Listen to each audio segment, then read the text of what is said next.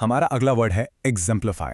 तो एग्जाम्पलीफाई एक वर्ब है, यानी कि एक क्रिया, और इसका मतलब होता है किसी चीज का एकदम परफेक्ट, एक टिपिकल एग्जाम्पल होना।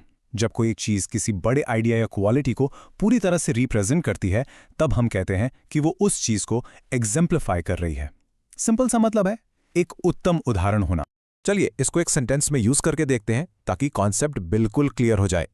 इमेजिन कीजिए आप ताजमहल के सामने खड़े हैं। कितना खूबसूरत है ना?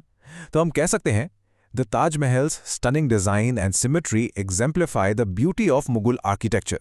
मतलब ताजमहल का जो शानदार डिजाइन है और उसकी सिमेट्री है वो मुगल आर्किटेक्चर की खूबसूरती का सबसे अच्छा एग्जाम्पल है।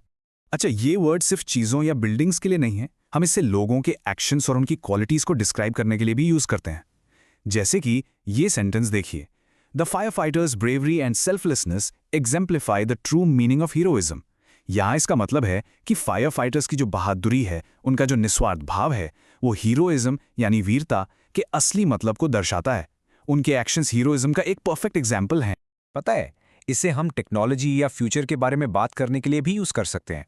फॉर एग्जाम्पल, सोचिए एक नई super advanced electric car market में आई है, तो हम कह सकते हैं this new electric car's advanced features exemplify the future of transportation.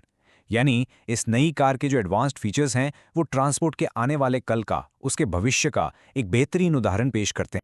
आपको ये वर्ड अक्सर न्यूज़ हेडलाइंस या किसी फॉर्मल रिपोर्ट में भी देखने को मिल सकता है। ये किसी बात को काफ़ी पावरफुल तरीके से कहता है। जैसे कि इस कोट को देखिए, the recent policy changes exemplify a commitment to economic growth and stability. The Global Times. इससे बिल्कुल साफ पता चलता है कि जो नई पॉलिसी में बदलाव हुए हैं वो इकोनॉमिक ग्रोथ और स्टेबिलिटी के प्रति सरकार के कमिटमेंट का एक साफ उदाहरण है। अब चलिए एग्जाम्प्लीफाई के कुछ सिनोनिम्स यानी इससे मिलते जुलते समानार्थी शब्द देखते हैं। ये वो वर्ड्स हैं जिनका मीनिंग ऑलमोस्ट सेम होता है, जैसे कि इलस्ट्रेट, एम्बॉडी और टिपिफाई। ये तीनों ही वर्ड्स किसी चीज का उदाहरण देने या उसे रिप्रेजेंट करने के लिए यूज किए जाते हैं। और अब सिनोनिम्स के बाद बारी आती है एंटोनिम्स की, यानी विलोम शब्दों की।